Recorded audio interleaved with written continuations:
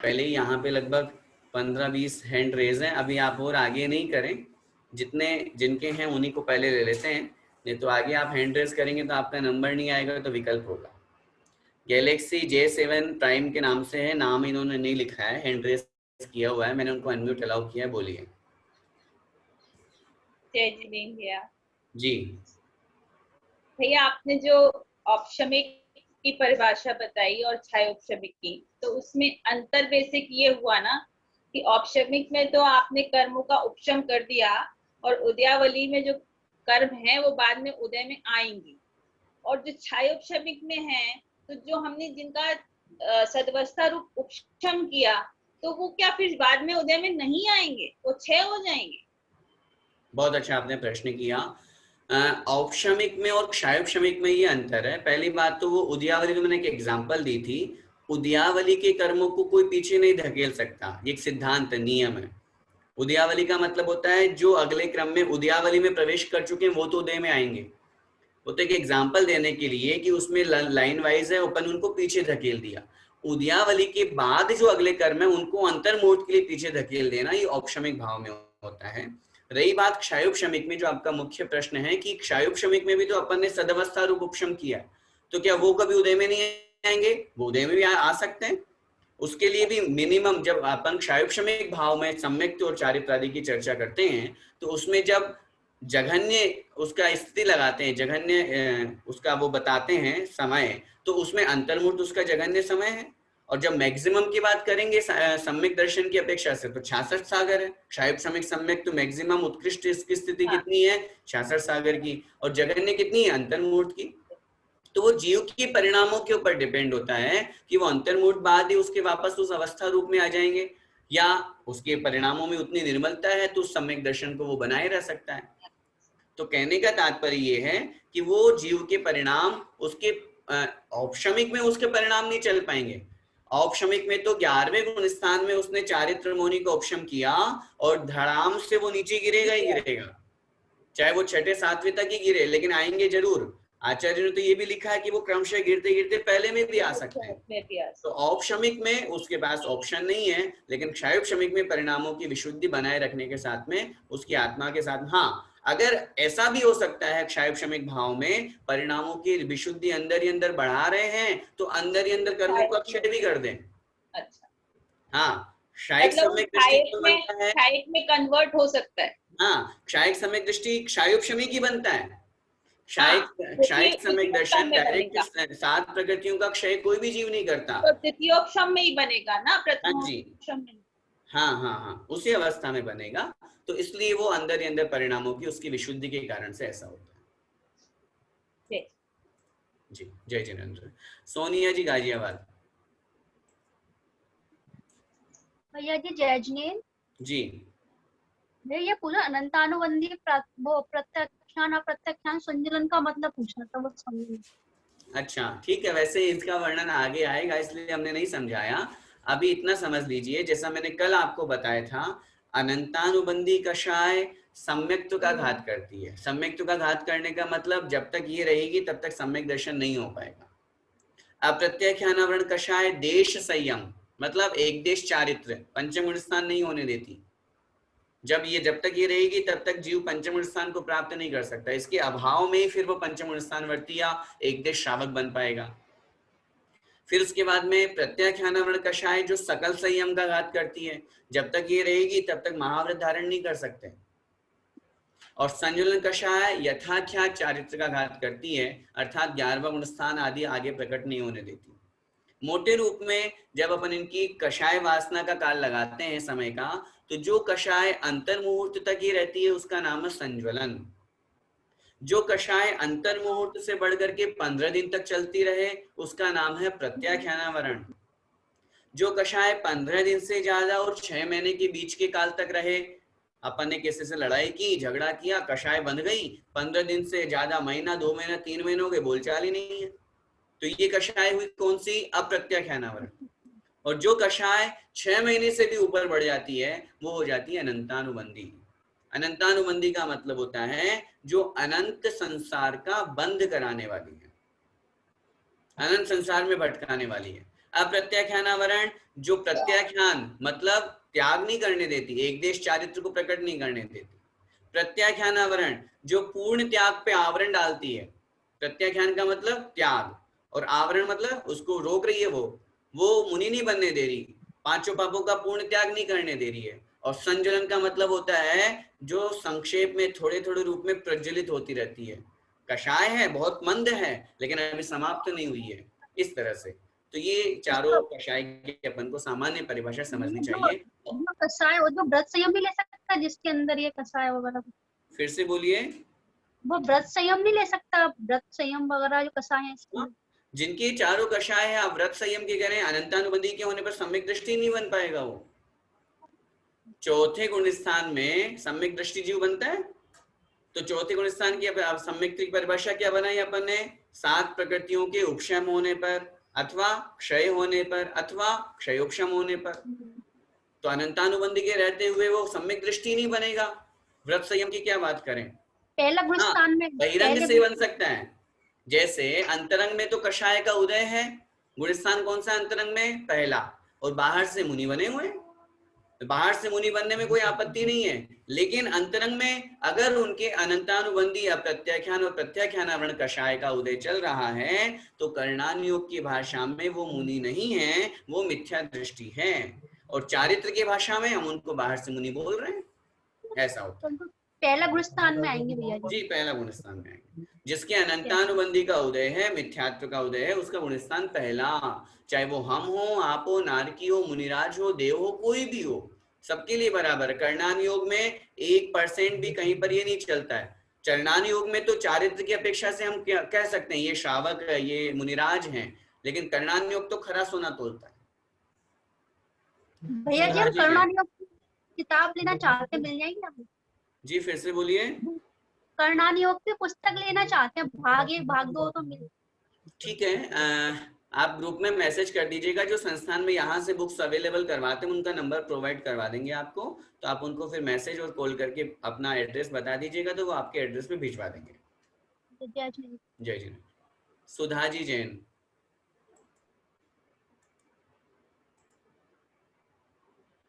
Unmute कीजिए आप अपने आप को, अलाउ किया है। जी बोलिए। थोड़ा सा हम लोग चाहते हैं, अभी हम बहुत ना ज्ञान नहीं रखते हैं इन चीजों में। आचार्य श्री से भी मैंने एक बार ये समझा था, पर उतना वो तो बहुत हाई लेवल का पढ़ाते हैं, तो वो उस समय भी बहुत कुछ नहीं आया था समझ में। पर आप अच्छा समझा रहे हैं। थोड़ा सा और हम चाहते हैं एग्जाम्पल, थोड़ा सा और छोटे छोटे एग्जाम्पल देकर इसको और क्लियर करें आप। तो काफी अच्छा समझा रहे हैं, बहुत मन लग रहा है हमारा इसमें। और ये जो आपने बोला था चल दोष, मल दोष और अगाढ़ दोष, ये तीनों एक बार और थोड़ा सा बताएं। किसको? कौन से पदार्थ को?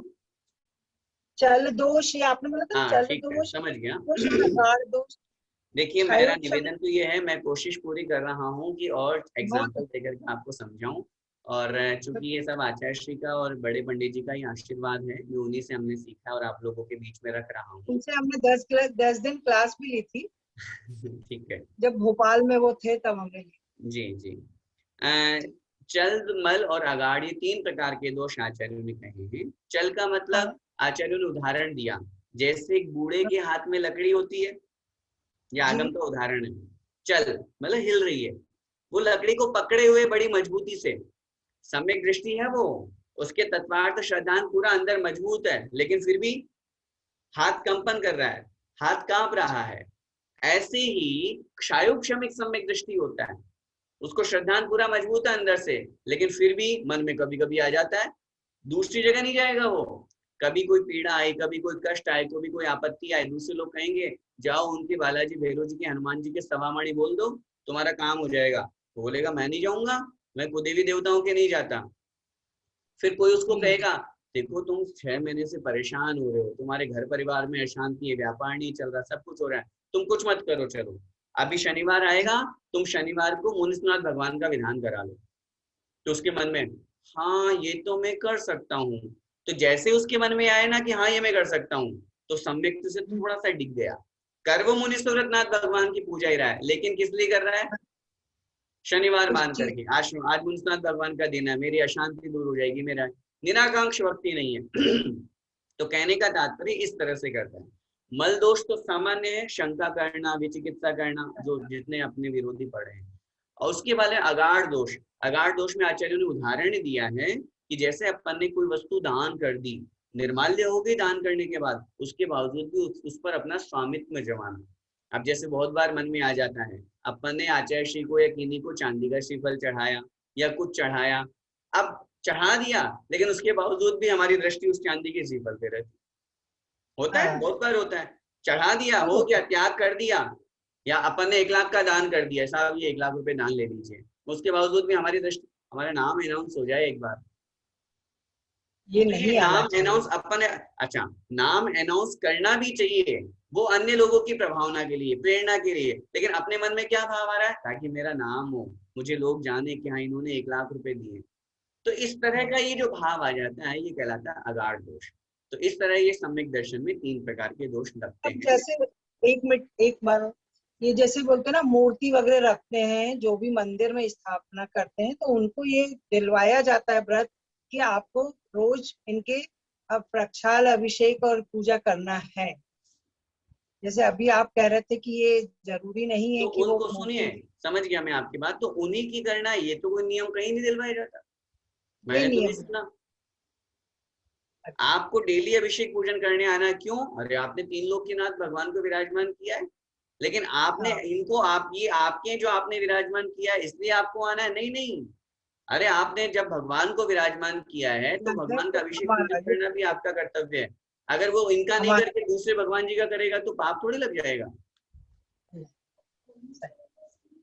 तो कोई नहीं, अच्छा अगर ऐसा अपन मानेंगे तब तो बहुत से स्थानों पे बहुत से भगवान विराजमान होते हैं, तो फिर वही व्यक्ति थोड़ी ना पहुंचता है जिसने स्थापित किए। अब जिसने स्थापित नहीं किए तो क्या वो भगवान का अभिषेक नहीं करेगा? ऐसा नहीं है। अगर कहीं पर ऐसा होता है तो उस पर विचार किया जाना चाहिए कि व्यक्तिगत उन्हीं भगवान जी के लिए अगर वो ऐसा नियम दिला रहे हैं तो एक बार वो प्रश्न विचारणीय है। लेकिन अगर मैं जहां तक समझता हूँ कि व्यक्तिगत ऐसा उन्हीं भगवान जी के लिए नियम नहीं दिलाया जाता है, मंदिर आने का, अभिषेक करने का नियम दिलाया जाता है, उसी से अपन को समझना चाहिए। जय जिनेन्द्र। जय जी। वर्षा जी जैन। जय जिनेन्द्र भैया जी। जी बोलिए। ये भैया जी जो आपने डेफिनेशन लिखाई थी ना कि क्षय सम्यक की, इसकी एक बार और समझाना।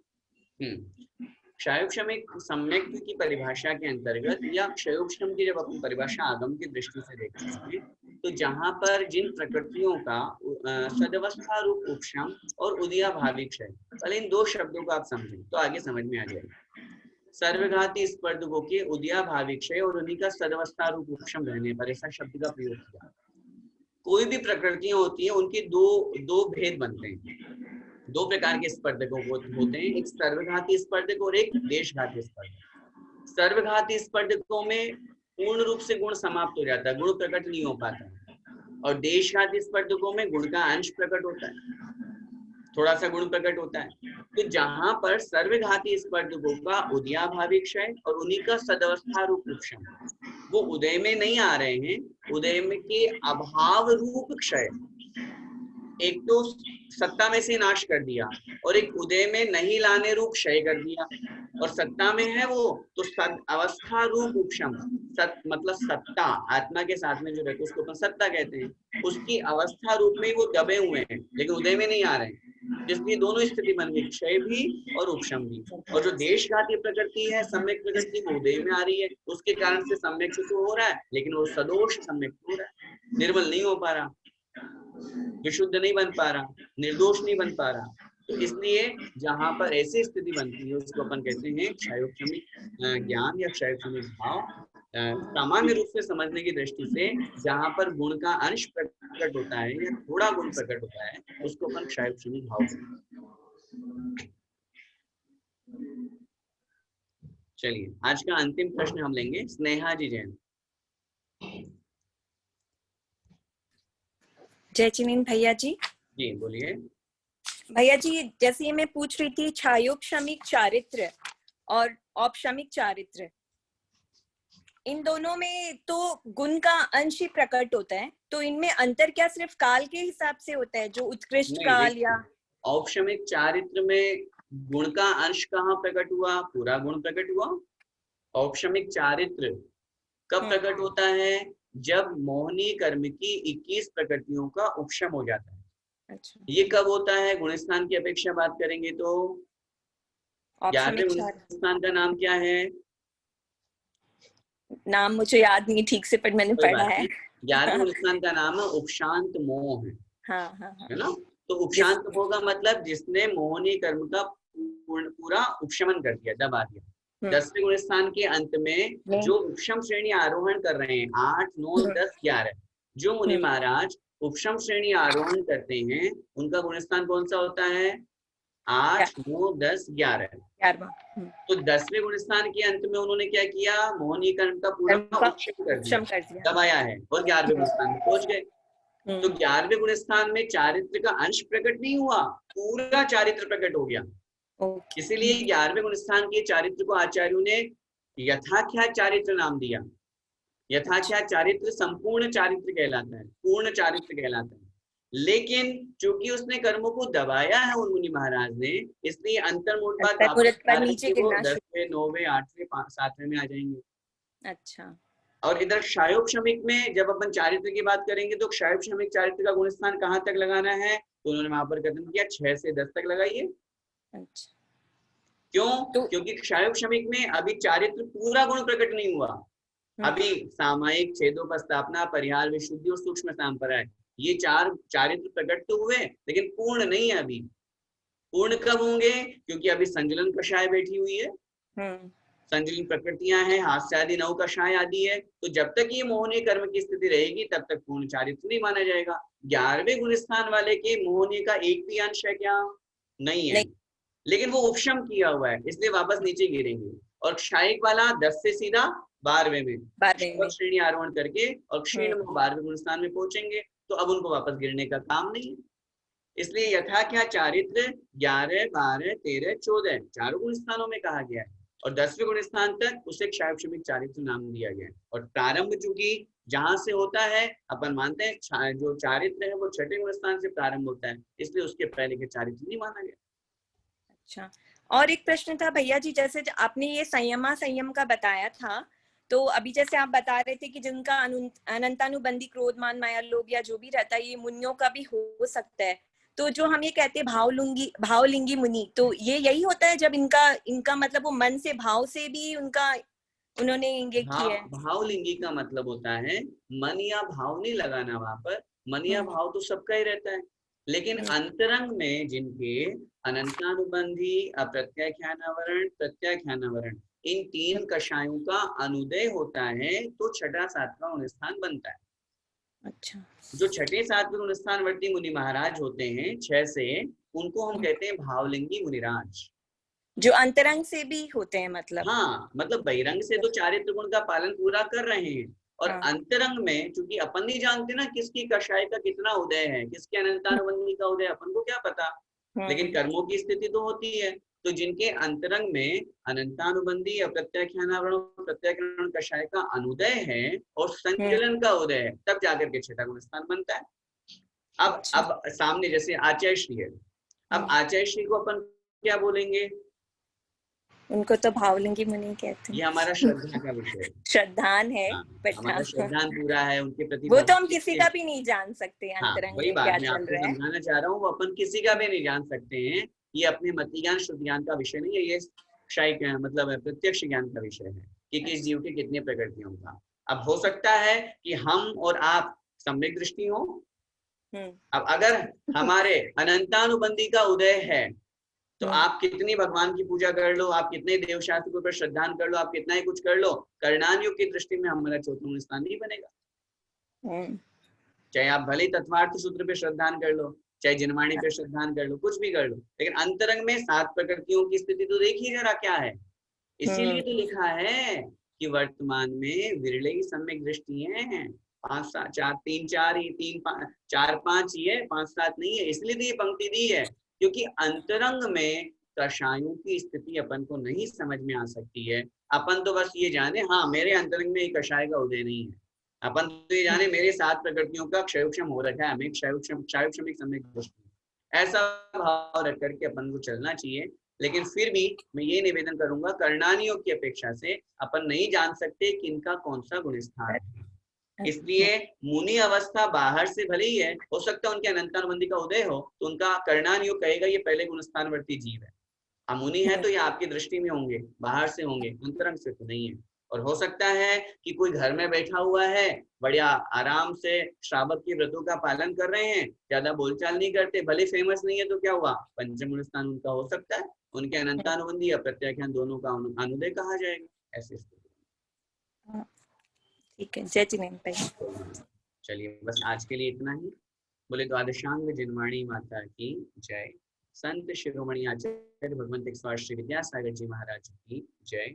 परम पूज्य गुरुदेव मुनि पुंगव श्री सुधा सागर जी महाराज की, अढ़ाई द्वीपस्थ समस्त मुनिराजों की जय। सभी को जय जिनेन्द्र।